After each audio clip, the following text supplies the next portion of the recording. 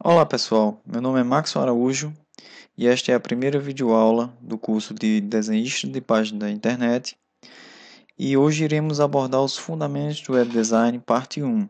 Este slide será disponibilizado para você na área virtual do nosso curso. Inicialmente, vamos trabalhar a importância da internet neste curso. Bom, se nós iremos desenvolver produtos para a internet, então é importante saber de onde a internet veio, qual é a sua história, onde ela está atualmente e qual é a sua definição. Você pode chamar a internet de a grande rede ou rede de computadores, a grande rede de computadores ou teia, né? A definição básica é que a internet é uma rede de computadores capaz de interligar todos os computadores do mundo através de várias redes interligadas pelo protocolo de comunicação TCP/IP, que permite o acesso a informações de todo tipo de transferência de dados. Bom, resumindo esse pequeno trecho, você pode fixar que internet é uma rede física de computadores que interliga outras várias redes no mundo inteiro, graças a um protocolo que nós iremos entender um pouco mais adiante de comunicação, né, chamado de TCP/IP. Esse protocolo é o que garante a comunicação entre os computadores nesta rede, ok? Então, falando sobre a internet, é importante entender de onde veio a sua história, né? Como surgiu a internet?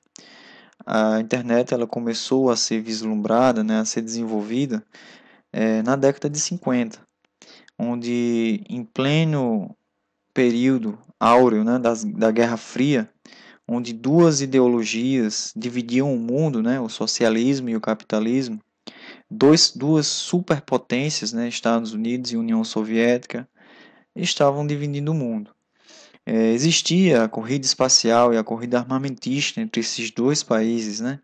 Quem conseguia desenvolver mais bombas, quem conseguia desenvolver mais armamento, né? E também existia a questão da corrida espacial, que foi liderada pela União Soviética com o lançamento da nave Sputnik para implantação de um satélite, né, em órbita da Terra. E isso deixou os americanos com a moral baixa. E o que eles fizeram? Implementaram, certo, a corrida espacial juntamente com a União Soviética e ficaram brigando para ver quem é que conseguia esse maior poderio, tanto armamentista como espacial, ok? E o que é a Guerra Fria, essa questão ideológica, essa corrida espacial e armamentista tem a ver com a internet? Bom, tem tudo a ver. Em 1957, uma empresa chamada de ARPA, juntamente com o governo militar, né, dos Estados Unidos, desenvolveu o que a gente considera a primeira rede de computadores, denominada de ARPANET. A palavra net significa rede. Essa rede, denominada de ARPANET, como está descrito na imagem logo adiante, ela permitia a descentralização dos dados que antes estavam localizados em um único local. Esse local era o Pentágono, que é a central de inteligência, né, e inteligência militar dos Estados Unidos. Então, com medo, os Estados Unidos com medo de um ataque, de um possível tipo de ataque da União Soviética, descentralizou esses dados, ou seja, distribuiu esses dados em vários outros estados através de uma rede chamada de ARPANET. Por exemplo, se por exemplo a União Soviética atacasse essa área aqui, ó, esse ponto aqui, e os dados estivessem todos aqui, isso poderia ocasionar, certo, numa abertura tremenda, né, do país, dos dados do país, e isso poderia prejudicar a segurança nacional dos Estados Unidos. Então, o que eles fizeram? Eles distribuíram os dados em outras redes certo? Em várias outras universidades, em vários outros pontos militares estratégicos do país, ok? Caso um fosse atacado, os dados iriam permanecer distribuídos, né? E não haveria perda total dessas informações. Então, a internet ela pode ser entendida, né, que o seu começo foi militar, a sua idealização foi militar, inteiramente militar. Assim como a história do computador, né, que também teve sua idealização por questões militares. Aqui temos uma imagem da ARPANET, né, que foi a primeira rede de computadores em 1957. Temos algumas pessoas trabalhando em alguns computadores que gerenciavam essa transmissão de dados dessa rede. Como se fazia essa transmissão de dados? Né? Essa transmissão era efetuada por comutação por pacotes. O que quer dizer isso? Quer dizer que quando construíram a ARPANET, eles desenvolveram esse método de comutação por pacotes que consta da quebra de alguns pacotes de dados em pequenos outros pedaços, o que pode facilitar e garantir uma maior eficiência na transmissão desses dados de um estado para o outro. Então, é por isso que a gente chama de comutação por pacotes. Em 1970 até 1973, a gente já tem os primeiros vestígios da internet, né? A internet à vista. Essa ideia de internet começou a ser levantada graças à primeira conexão intercontinental entre os Estados Unidos, né, a ARPANET, e outros países como a Inglaterra e até mesmo a Noruega. Ok? Outra coisa que trouxe bastante força, né, para o crescimento da internet foi a idealização do e-mail, o endereço, a mensagem eletrônica, né? Então, utilizavam a ARPANET para enviar mensagens de um estado para o outro. Então, isso aqui já foi uma força a mais para o crescimento do que hoje a gente conhece como internet. Também foi conhecido nesse período o primeiro vírus de computador, o The Creeper, né? Diferente dos vírus que a gente conhece hoje, que destroem, roubam informações, esse daqui apenas mostrava uma mensagem na tela da sua vítima, dizendo que o computador teria sido invadido por um hacker ou um cracker. Então, não era um vírus nocivo ao sistema de arquivos aquele sistema operacional na época. Em 1978, com o advento, né, dessa rede de computadores, a ARPANET, com o crescimento dela, houve a necessidade da substituição do que a gente chama de protocolo. O que é um protocolo? O protocolo nada mais é que uma linguagem que pode ser interpretada por os computadores que estão naquela rede. Por exemplo, podemos fazer uma analogia entre duas pessoas conversando. Se essas duas pessoas não utilizam a mesma linguagem ou o mesmo idioma, fica quase que impossível elas se entenderem. Então, o protocolo ele pode ser entendido dessa mesma forma, certo? Quando falamos em TCP/IP, não podemos deixar de falar antes do protocolo anterior ao TCP/IP, que foi o protocolo NCP, utilizado pela ARPANET. Esse protocolo ele se tornou inviável pela grande quantidade de conexões que a ARPANET estava abrangendo no país inteiro, nos Estados Unidos. Então houve a necessidade de implementar um protocolo, uma comunicação mais eficiente, certo? Então eles criaram o TCP/IP. O TCP, traduzindo aqui, é Transmission Control Protocol, né, o protocolo de controle de transmissão, é responsável por quebrar as informações em pacotes, pequenos pedaços, enviar esses pacotes através da rede ordená-los e reagrupá-los no destino, bem como reenviar pacotes perdidos ou danificados. Bom, então a função do TCP era justamente isso, garantir uma maior eficiência nesse envio desses pequenos pedaços, os pacotes, né, como já abordei, e ordená-los e reagrupá-los no destino, né, de uma máquina para outra. Em contrapartida, junto com o TCP, o protocolo de transmissão, a gente tem o Internet Protocol, né, ou protocolo de internet, que é responsável por encontrar uma rota, ou seja, um melhor caminho que permita que esses dados possam chegar de um computador para o outro. Okay? Uma definição interessante para o IP, né, o protocolo de internet, é que cada IP, ou esses números aqui, como estão na imagem, eles identificam um computador na rede, é como se fosse um tipo de CPF, né? Ele identifica aquele computador naquela rede, e a regra básica é que cada computador tem que ter um IP diferente, é como uma impressão digital, né? Senão existe o problema do conflito, né, de IPs na mesma rede. Sem o IP, o computador não pode acessar a internet. Isso é uma regra básica, ok? Os IPs eles são compostos, né, por esses números aqui, ó. Por exemplo, 192.168.2.121. Então, isso aqui é a identificação daquele computador naquela rede. Em 1990, a gente já pode visualizar o nascimento da internet. Como? Uma empresa chamada de NFS, envolvida também na questão de pesquisas de redes de computadores, desenvolveu uma rede chamada de NFS-Net.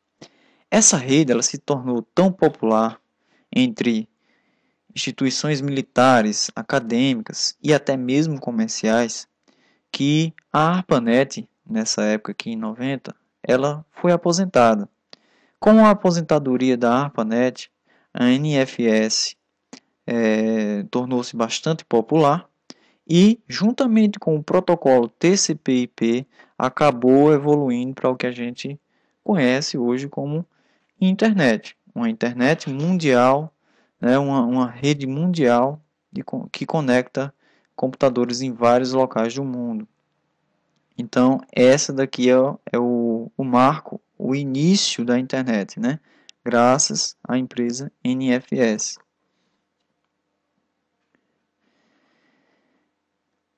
Com o crescimento da internet, houve-se a necessidade da implementação de novas tecnologias. Então, em 1991, um cientista chamado Tim Berners-Lee desenvolveu o que a gente conhece hoje como web ou www, certo?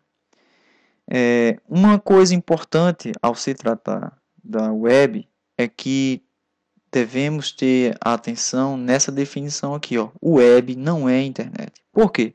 O que seria o web? O web é um sistema de documentos em hipermídia. O que são essas hipermídia? Textos, imagens, vídeos e áudios, que são interligados através de hiperlinks e executados em uma rede física denominada de internet. Então, está aqui a definição perfeita para que você não possa confundir o web com a internet. Quando eu falo de web, eu falo de software, certo? Quais são os softwares da nossa internet? Os sites que são compostos por imagens, por textos, por vídeos e por áudio. E a internet é o que? A internet é o hardware, é a parte física, é a conectividade entre computadores que executam os nossos sites, entendeu? Então, não confunda o web com internet. Juntamente com o crescimento da web, houve a necessidade de criar as páginas, né? Os sites. Para o desenvolvimento das páginas dos sites, é necessário uma linguagem. Essa linguagem é chamada de HTML ou hipertexto, certo? Criada em 1991, essa linguagem ela está apresentada aqui nessa imagem. Ela é formada por tags, que nós iremos abordar em um exemplo prático após esse slide. E essa marcação aqui, ela permite que você construa todas as seções, e inclua imagens, inclua vídeos, inclua textos no seu website.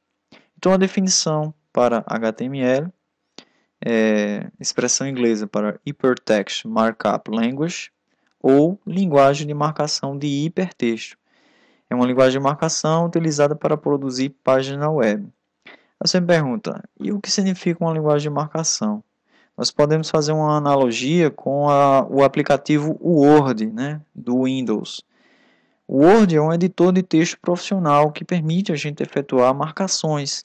Que marcações são essas possíveis lá no Word? Tais como criar um parágrafo, colocar o texto em negrito, com a cor vermelha, com a cor azul, colocar o texto na forma sublinhada. Bom, aquilo ali é uma marcação de texto. No HTML, certo? Na web, a gente utiliza o HTML para efetuar essa marcação. Criar parágrafos, né? Permitir as cores dos textos que estão lá no nosso site. Isso tudo é uma marcação. Ok? Então, toda vez que você ouvir falar de HTML e linguagem de marcação, é só lembrar dessa associação, dessa analogia com o Word, né? Que é um editor de texto, que permite você fazer aquela formatação no texto.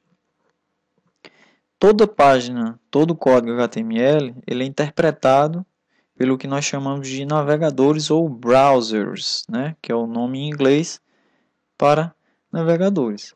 Então, vamos exemplificar essa questão do HTML aqui numa questão prática, bem simples. Eu vou minimizar aqui o nosso slide.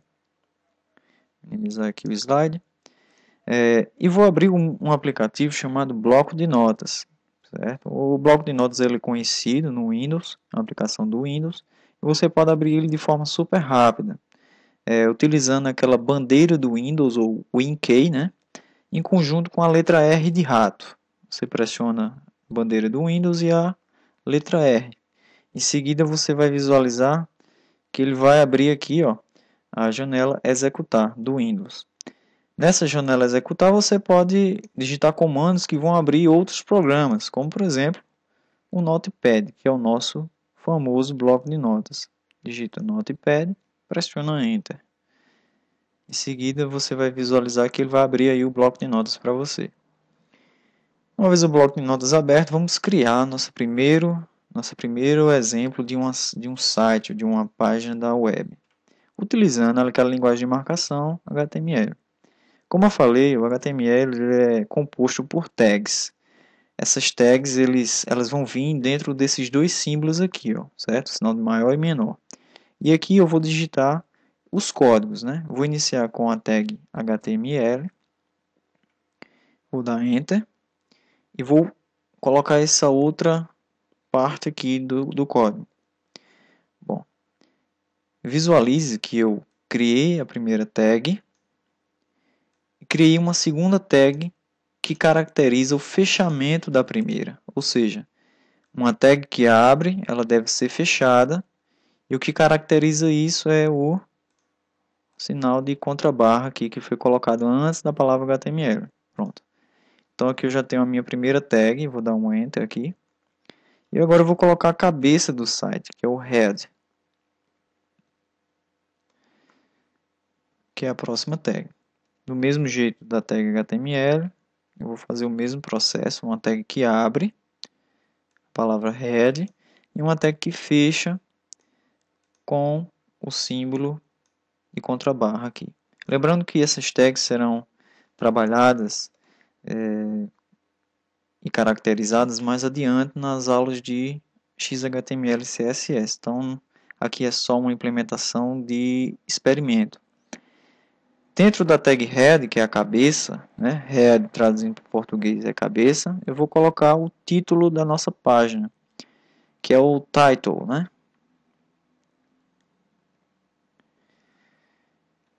possui a mesma característica da outra tag. Eu abri ela e fechei com a tag com a barrinha aqui.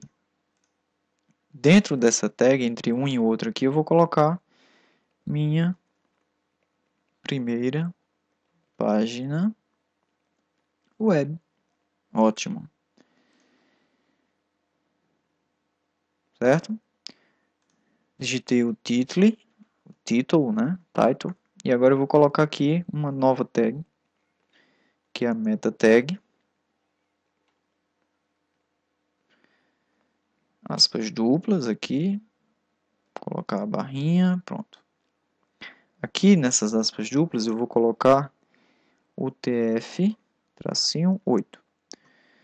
Note que essa tag meta ela aparece diferente das demais que a gente acabou de criar. A HTML, a head, ela não tem aquele fechamento padrão. Por exemplo, ela para mim é fechar assim, ó. Botar aqui, botar assim, ó, barra meta. Era para mim fechar ela assim. Só que a meta tag é uma tag especial do HTML chamada de tag una, onde o seu fechamento é efetuado dentro da primeira tag, ok? Não se preocupe com essas tags, nós iremos abordá-las mais adiante. Contudo, essa meta tem a função de permitir que os caracteres especiais da língua latina, né, da língua portuguesa, elas possam ser interpretadas pelo navegador. Ou seja, essa palavra aqui, página, ela possui o acento agudo. Se você não colocar esse meta charset aqui, esse acento agudo ele vai ser substituído por um triângulo ou um caractere desconhecido pelo navegador. Então, para que não haja esse efeito desagradável, a gente coloca a tag meta, que permite a identificação desses caracteres especiais da nossa língua. Ok, agora eu vou criar o body. O body é o corpo do nosso site. O body é uma tag normal, não é uma tag una daquela. E o body caracteriza-se por ser o local onde você vai inserir todo o seu site, desde todas as imagens, todos os textos, todas as seções, os menus, enfim. É aqui onde estará contendo todo o seu site, beleza? Então, para exemplificar esse nosso experimento, a gente coloca aqui uma tag H1, que é uma tag de título, que será abordada mais adiante. E aqui eu coloco o famoso texto Olá Mundo, certo? Para dar uma estilizada melhor nessa nossa página, a gente aplicar uma cor de background ou a cor de fundo a essa página, para não ficar tão monótono, eu venho aqui ó, no meu body, entre o Y e o sinal aqui de maior, eu dou um espaço e coloco esse códigozinho aqui. Ó.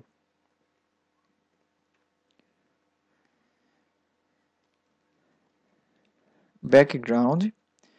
Beleza, coloquei aqui o background, que significa o plano de fundo, e eu vou escolher uma cor, que em inglês você pode escolher variados tipos de cores, como por exemplo o blue, que é o azul, você pode escolher o gold, que é o ouro, você pode escolher o red, que é o vermelho, você pode escolher o green, que é o verde, você pode escolher o pink, que é o rosa, você pode escolher o black,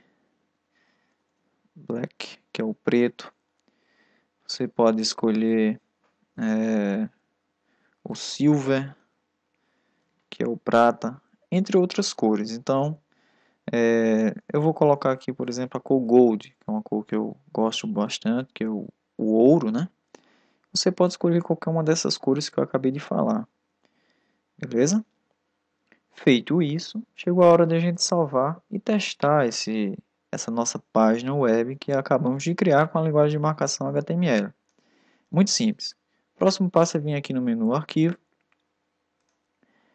Como é a primeira vez que nós vamos salvar o arquivo, clicamos em Salvar Como. Vou descer aqui um pouco mais. Antes de colocar o nome, eu vou definir aqui o tipo do arquivo, que vai ser todos os arquivos.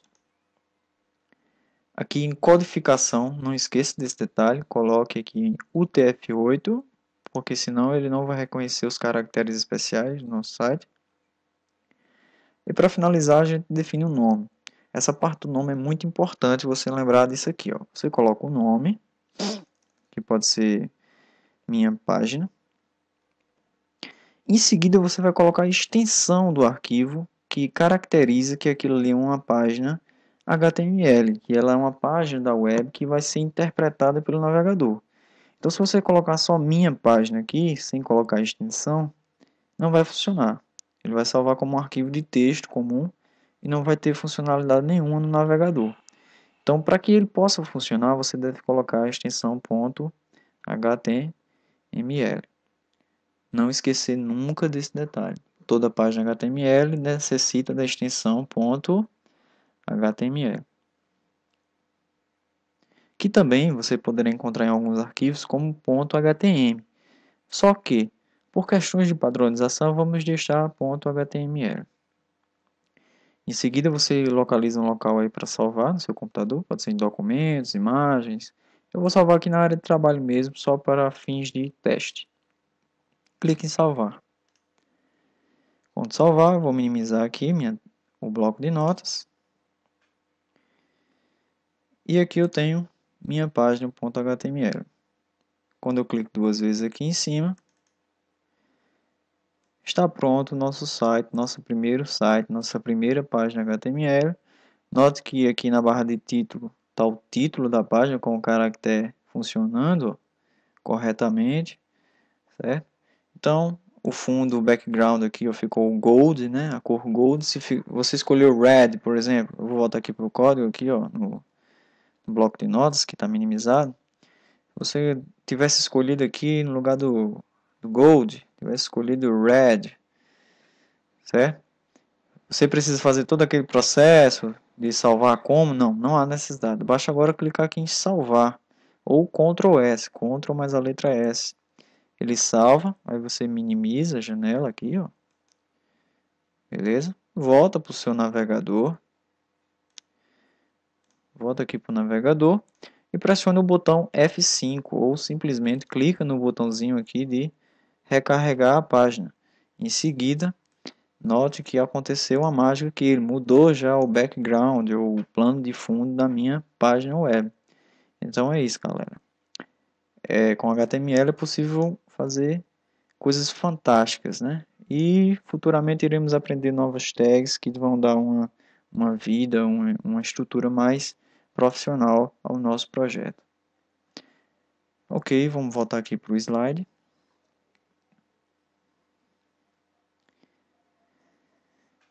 Entendemos agora na prática, né, o que significa o HTML. Vamos entender agora o que é o protocolo HTTP. Bom, o protocolo HTTP é um protocolo de transporte de hipertexto que é responsável pelo controle de pedidos e respostas entre o cliente e o servidor. Aí você me pergunta, não entendi, professor, o que significa isso? Bom, nessa imagem aqui vai ilustrar perfeitamente o que o HTTP ele vai funcionar, como ele vai funcionar. Basicamente é assim, você está no seu computador, aqui é o seu computador, chamado computador do cliente. Aí lá no seu navegador, você digita http, o site do Google aqui, por exemplo. O que é que o protocolo HTTP em vermelho aqui vai fazer? Ele vai fazer uma requisição a um servidor que pode estar em qualquer lugar do mundo do Google, certo? Pode estar na Flórida, pode estar em São Paulo, pode estar na Europa, em algum lugar da Europa, sei lá. Então ele faz essa requisição a esse servidor e esse servidor, por meio do protocolo HTTP, vai efetuar o que? Uma resposta. Essa resposta vai ser um pacote, certo? De HTML, CSS e JavaScript, que vai retornar para onde? Para o seu computador, para o seu navegador. Então, graças a esse protocolo, ele faz a requisição e a resposta na rede que é a internet e com o protocolo TCP/IP, que permite essa máquina conversar com essa. Ok? Então, se eu perguntar para você qual é a função do HTTP, você me diz requisição e resposta entre cliente e servidor. Simples assim. Não poderíamos deixar de falar sobre o conceito de URL, ou endereço do site. Poucas pessoas conhecem ou já ouviram falar desse conceito aqui, URL. O URL é aquele endereço que você digita lá na barra de endereço do seu navegador. Por exemplo, http://www.google.com.br. Isso daqui tudo é uma URL. E a gente vai aprender a destrinchar, a partir isso daqui em pequenos pedaços e entender o que significa esse URL. O URL é uma expressão em inglês que significa Uniform Resource Locator, né? Ou localizador padrão de recursos na nossa língua. É um endereço de recurso, ou arquivo, ou impressora, né? Ou até mesmo um site, que está disponível em alguma rede, seja internet ou uma rede corporativa, ou intranet. A URL ela possui essa estrutura básica aqui, ó. Protocolo, temos um exemplo aqui, o DNS, que é o google.com.br, e o caminho com o recurso, né, que já é esse endereço aqui, por exemplo. Esse endereço DNS, ou esse protocolo aqui, o URL, né, a URL, ela possui um item chamado DNS, que é de extrema importância para o seu conhecimento. Apesar de você nunca ter ouvido falar dessa palavra DNS, mas eu vou ter que explicá-la aqui para vocês, porque ela é de extrema importância, principalmente como nós estivermos trabalhando com a publicação de sites lá na frente. Então, o DNS, ou Sistema de Nomes de Domínios Amigáveis para o Protocolo IP, nada mais é que um nome amigável para o que a gente conhece como IP. Por exemplo, eu tenho o google.com aqui, o endereço. Imagine só se nós não tivéssemos esse nome amigável aqui e precisássemos memorizar esse número aqui. Ou seja, você teria que memorizar esse número aqui, 774, 125, 234, 98, botar aqui na barra de endereço, para ele poder acessar o Google. Do mesmo jeito aqui o Facebook, ó, 173, esse número aqui inteiro. Você teria que memorizar esses números no lugar desses nomes aqui. Então isso daqui seria muito ruim para a gente. Então entra para resolver esse problema o que a gente chama de sistemas de nomes de domínios amigáveis, que vai, como é que se diz? Cobrir, né? Vai substituir esse número aqui por um nome amigável, ok? Para a gente exemplificar isso, você entender um pouco melhor, eu vou minimizar aqui o slide e você pode fazer um exemplo.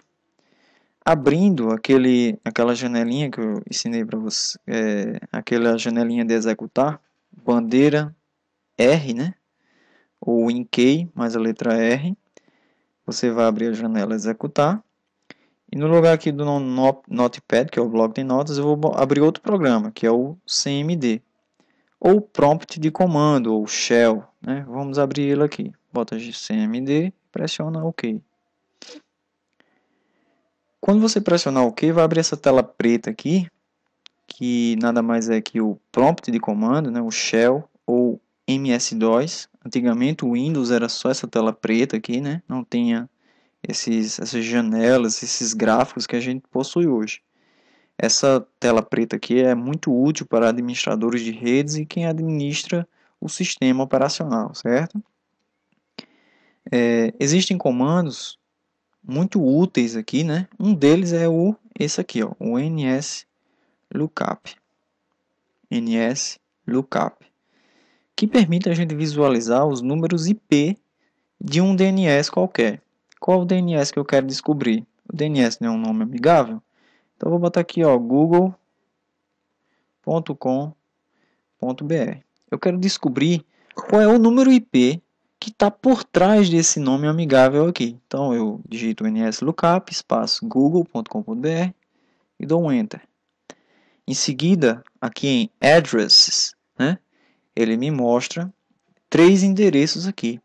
Qualquer um desses 3 endereços que você colocar lá no seu navegador vai abrir o Google.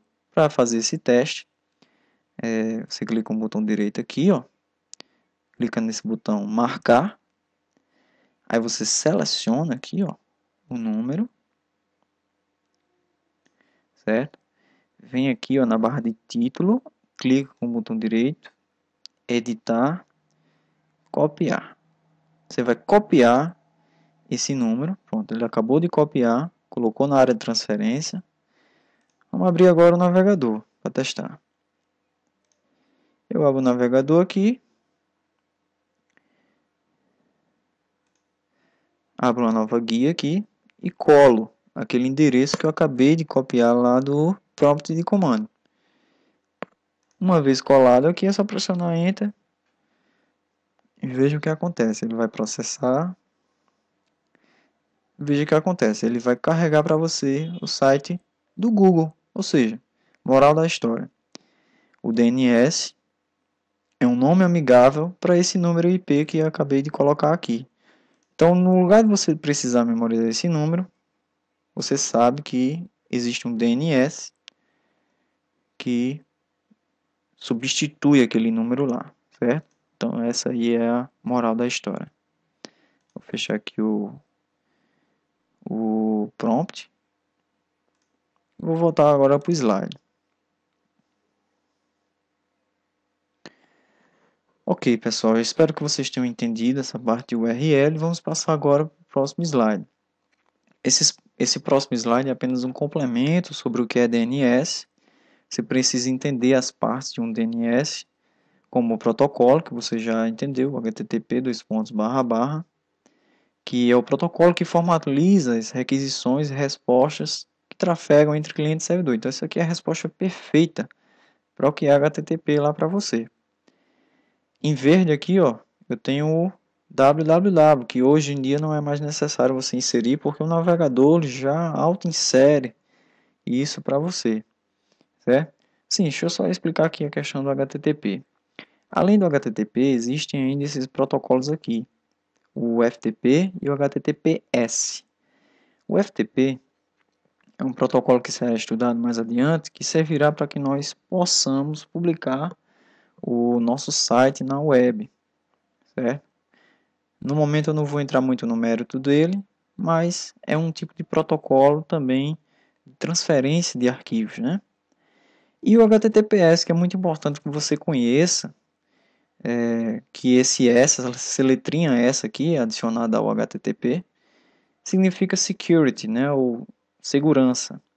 Quer dizer o quê? Que todo site que estiver nesse modo aqui, ó, HTTPS, quer dizer que ele possui uma camada de segurança criptografada. O que é isso? Criptografia. É um embaralhamento dos dados na hora da requisição e da resposta. Ou seja, um hacker ele não vai poder visualizar esses dados de forma fácil. Por quê? Porque na requisição e na resposta, graças a essa criptografia possibilitada por essa camada, os dados vão ir e vão voltar de forma ocultas, não vão de forma embaralhadas, que não possibilitam a invasão desses dados, né? Então, em verde aqui eu já falei, o www, que é o web, significa que esse site é um site da web. O .com, que é o tipo de organização, que está aqui em roxo, né?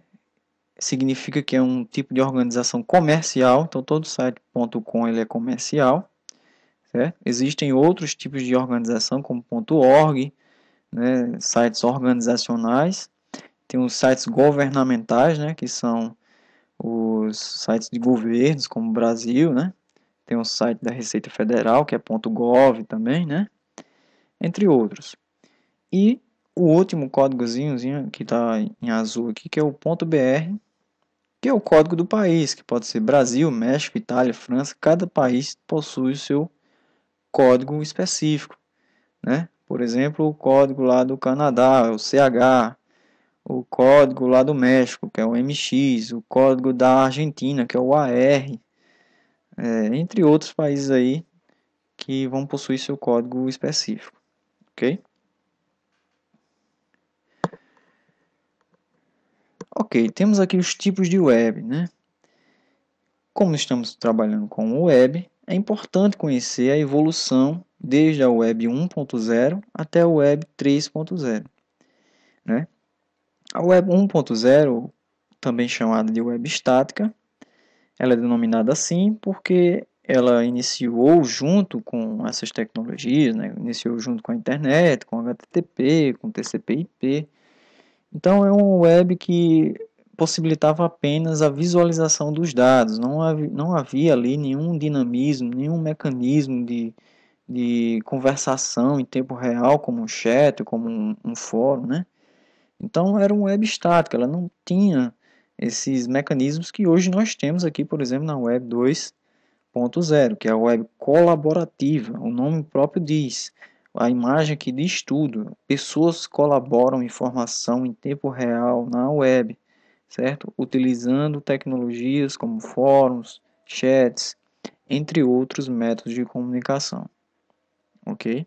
Então vivemos atualmente nessa web aqui, 2.0. Futuramente, e há não tão pouco tempo, já foi desenvolvido a idealização da Web 3.0, também chamada de Web Semântica. Mais adiante vocês vão entender o que é essa semântica quando a gente estiver estudando HTML5. A Web 3.0 é uma web inteligente, onde máquinas vão entender o comportamento do ser humano, certo? É um web que está sendo desenvolvido e vocês vão auxiliar no desenvolvimento dessa web inteligente, ok? Então, futuramente o Google, né, o mecanismo de busca do Google, ele vai ser tão inteligente que ele vai interpretar a sua pesquisa de uma forma que você nunca imaginou. Então, essa é a ideia da web semântica.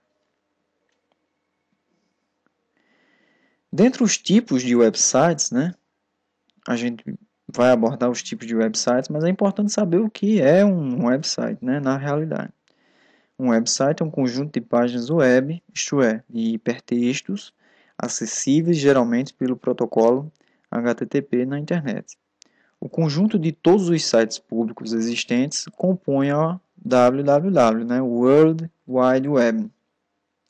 As páginas no site são organizadas a partir de um URL básico, ou sítio, onde fica a página principal e geralmente reside no mesmo diretório de um servidor. Moral da história aqui. O que é um website?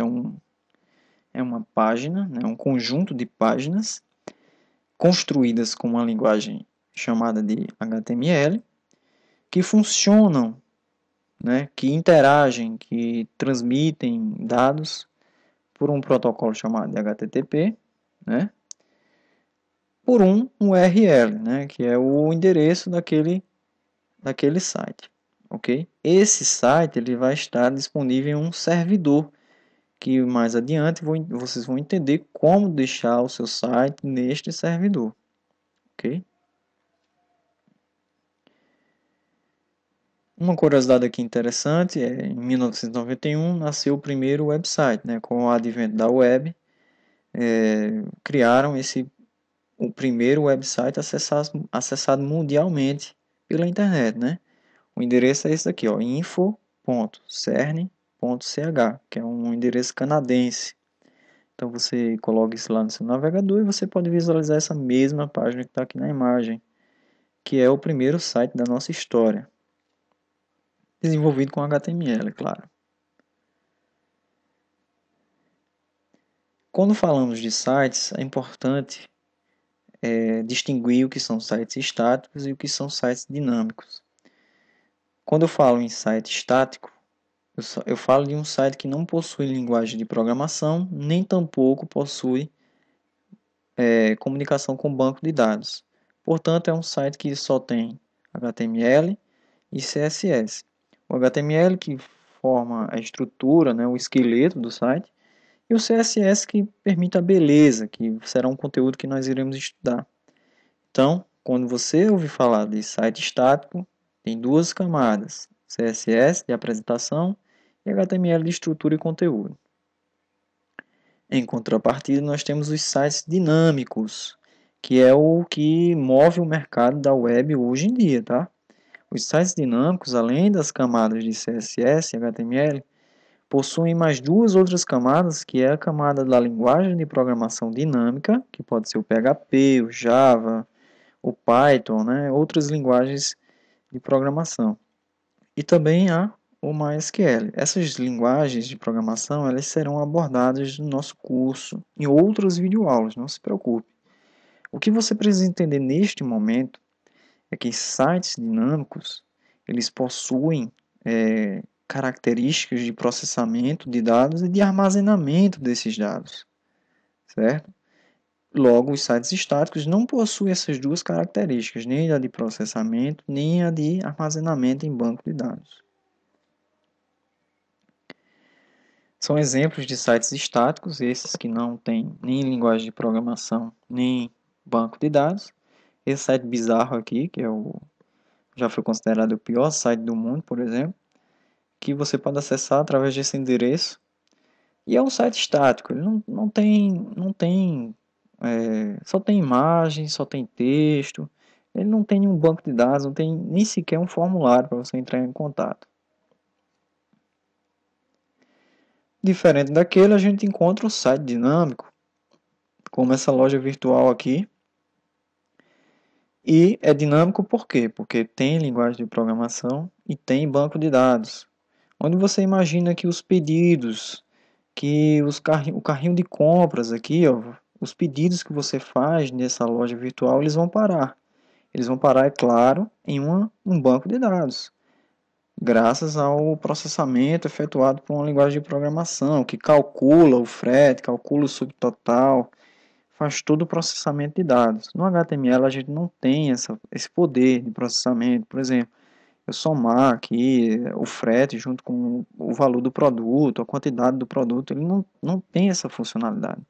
Quem faz isso é uma linguagem dinâmica de programação que nós iremos estudar mais adiante. Outros tipos de sites são os motores de busca, né? Dentre eles o Google. Sempre que você ouvir falar de motor de busca, são esses sites que permitem a gente efetuar pesquisas de forma super inteligente, como o Google, o Yahoo, né? Yahoo.com, o Bing, que é da Microsoft, também é um mecanismo de busca, né? Beleza. Agora nós temos outro tipo de site aqui que são os e-commerces ou lojas virtuais.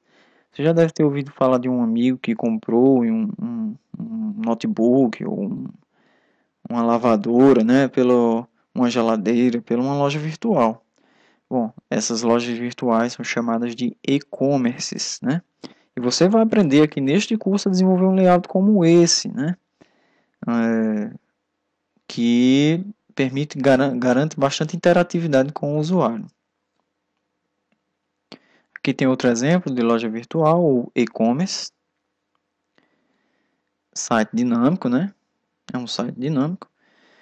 E para finalizar aqui a questão dos exemplos de sites, né? Nós temos aqui os CMS e sistemas web, né? CMS é um sistema gerenciador de conteúdo que você vai aprender a fazer nesse curso mais adiante. Um CMS nada mais é uma ferramenta que permite o cliente que você desenvolveu o site poder alterar imagens, poder alterar os textos, isso sozinho. O cliente ele não vai depender de você para alterar esse conteúdo. Por quê? Porque você criou um sistema dinâmico, certo? Um sistema dinâmico chamado de CMS, que é um sistema gerenciador de conteúdo, certo? Ou System Management Content, né? Content Management System. Beleza. E os sistemas web, né? Que aqui tem um exemplo de um sistema web, onde o sistema web pode ser caracterizado por gerenciar o conteúdo de uma empresa, os dados de uma empresa, né, como uma escola, controle acadêmico, né, de alunos, notas, enfim. Esse aqui é um exemplo do sistema web dinâmico, certo? Hot sites, exclusivo para apresentação de produtos. Então, hot site, toda vez que você ouvir falar de hot site, o objetivo, o foco de um hot site é uma campanha de marketing de um único produto. Por exemplo, aqui o Novo Palio criou-se um hot site onde vai se apresentar todas as características técnicas e visuais de um único produto. Então tem essa ideia que quando o cliente solicitar a criação de um site de apresentação de um único produto ou de alguns produtos, né, é o hot site.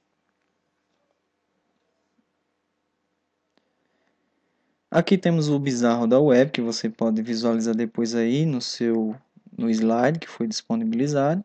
Esse daqui já foi considerado o pior site do mundo, né?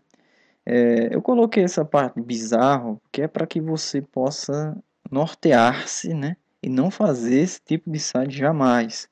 É só para a gente dar boas risadas e jamais se basear para desenvolver tipos parecidos com isso daqui. Porque isso aqui são sites amadores, né? De péssimo gosto, que você jamais vai estar implementando coisas parecidas com essa, tá? Tá aí mais alguns exemplos. E aqui te segue uma lista de mais alguns sites para você se divertir aí, visualizar e não seguir, tá? Essa é a ideia. Nessa parte inspiracional, eu gosto muito desse endereço aqui, que é o Theme Forest, tá aqui o nomezinho. Aí você coloca esse nome aqui e bota um .net lá no navegador e você vai ter esse site aqui. Esse site, eu utilizo ele, que é para visualizar alguns projetos criados por outros desenvolvedores para poder me inspirar. Ou seja, para poder, esse banner aqui é legal, vou utilizar essa mesma ideia aqui lá no site do meu cliente. Não é para você copiar a ideia do cara, é para você se inspirar. Então é um bom site para você poder encontrar essa inspiração aí para os seus projetos futuros. Aqui é outro site onde você vai poder baixar imagens, arquivos de vetores, né, animações, que vão alimentar o conteúdo do site do seu cliente futuramente. Esse site aqui, o endereço dele é o gfxtra.com.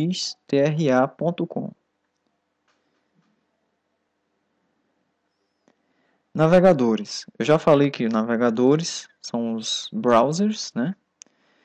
Existem esses aqui que são os mais comuns do mercado atualmente, tais como Mozilla Firefox, representado por esse desenho aqui, Internet Explorer, que já foi um navegador bastante popular, hoje não é mais, né? Não é tão popular quanto era antigamente, já ocupou até 90% da fatia de mercado, né? Safari, que é o navegador típico dos produtos da Apple, Google Chrome, que é o navegador do Google, navegador excelente também, e o Opera, também um outro excelente navegador, pouco conhecido, mas muito bom. Então, em síntese, esses aqui são os mais utilizados nessa lista aqui. Existem esses outros aqui, os Netscape, Traveler, Maxton, só que eles não são tão utilizados no mercado. Os mais comuns são esses três aqui, que estão na diagonal aqui, ó. Internet Explorer, Firefox e Google Chrome. Vocês vão ver agora nesse gráfico que eles ocupam as maiores fatias dessa pizza de mercado aí. O Chrome está liderando com 36,4%. O Internet Explorer perdeu muito mercado, ocupando agora 30,8%. Firefox, uma boa parcela também, 21,9%. Safari vem ali em quarto lugar com 7,9%. O Opera vem aqui com apenas 1,3%, é um bom navegador, mas a questão do marketing dele é muito pouca, muito fraca. E os outros que eu abordei lá, ocupam os outros 1,7% da fatia de mercado, ok? Esse é um dado de janeiro de 2013, né? E dá para a gente ter uma noção de quais são os melhores navegadores aí do mercado, né? Os mais utilizados, pelo menos, pela galera. Aqui tem uma teoria bem engraçada que eu gosto de colocar, que aborda uma situação bem constrangedora quando você é web design. Por exemplo, aqui você tem um carinha sorridente aqui, ó, desenvolveu o site aqui no Firefox, beleza. Desenvolveu o site, testou no Chrome, beleza. Testou no Safari da Apple, também, ó, deu beleza. Testou no Opera, lindo, beleza. Aí foi testar no Internet Explorer, olha só como é que ficou. Uma porcaria, né? Bom, antigamente, hoje nem tanto, mas antigamente, nas versões 6, 7, 8 do Internet Explorer, você fazia todos esses testes aqui quando ia testar no Internet Explorer e ficava desse jeito mesmo. Então, o Internet Explorer é o pesadelo de alguns designers antigamente. E ainda pode ser o seu também, né? Não sei como é que tá a questão do mercado aí do Internet Explorer. Não é um navegador tão recomendado, né? Por possuir várias brechas de segurança, porta aberta para ataques, né? E também por ter esse motor de renderização péssimo, né? Que já é bem conhecido aí na área de desenvolvimento web. Bom, essa parte de profissões da web, eu vou deixar você fazer uma leitura. Essa leitura vai servir para que você possa visualizar cada profissão, ok? Nossa profissão é essa primeira de cá, a web designer, também chamado de front-end, né? O web design, o front-end, né?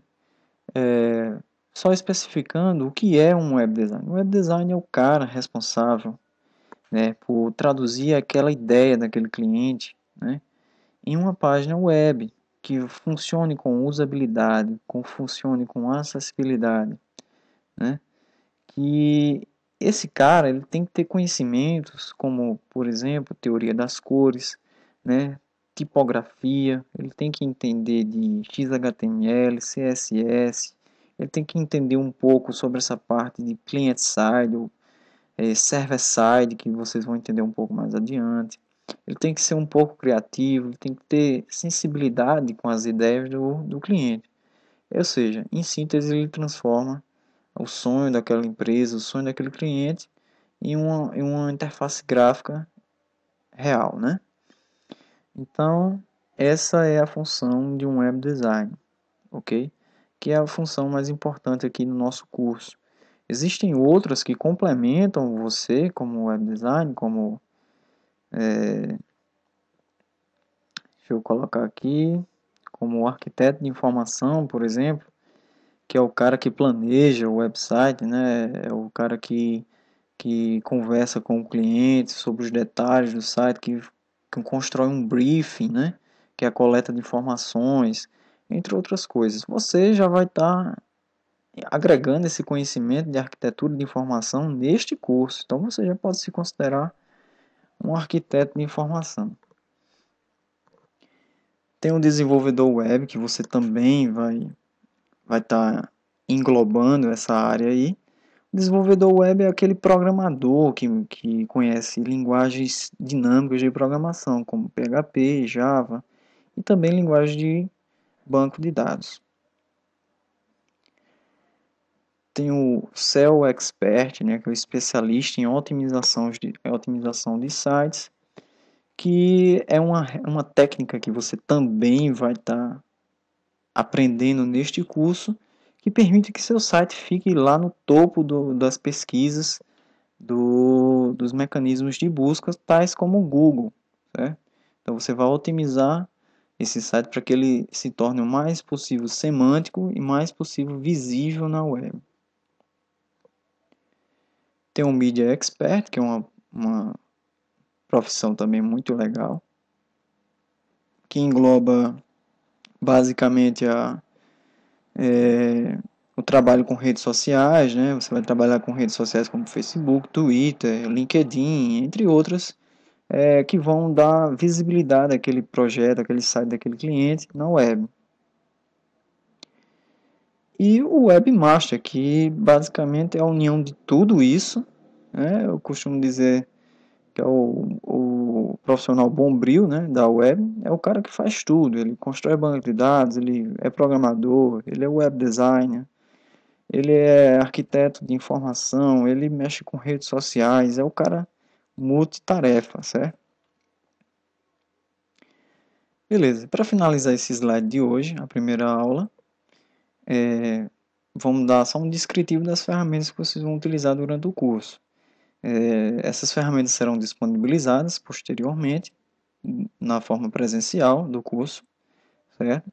Que são o Photoshop CS5, o Dreamweaver CS5, o Flash CS5 e o Champ, que é uma ferramenta que também será disponibilizada neste pacotão aqui. O Photoshop ele servirá para que nós possamos desenvolver os nossos protótipos, nossos sites. Teremos videoaulas específicas sobre Photoshop. Teremos o Dreamweaver, que é o programa onde vamos pôr a mão na massa, né? Desenvolver os códigos XHTML, CSS. E temos também o Flash, né? Que é o programa para desenvolvimento de animações para a web, que será abordado também em outras videoaulas. Por fim, temos o Champ, que é um servidor, né? web, que possuirá essas três ferramentas aqui, o Apache, o PHP e o MySQL. Ok? Então, gostaria de passar para vocês um pequeno exercício baseado nessa videoaula, que esse exercício vai abordar o que? A pesquisa dessas três ferramentas aqui. O servidor HTTP Apache, a linguagem de programação PHP e o gerenciador de banco de dados MySQL. Repetindo, você vai pesquisar sobre o servidor HTTP Apache, a linguagem dinâmica de programação PHP e o sistema gerenciador de banco de dados MySQL. Ok? Façam essa pesquisa, coloquem lá no nosso fórum. Eu vou estar disponibilizando o local para que vocês possam enviar essa pesquisa para mim e efetuarei a correção e servirá de nota aí no nosso curso, ok?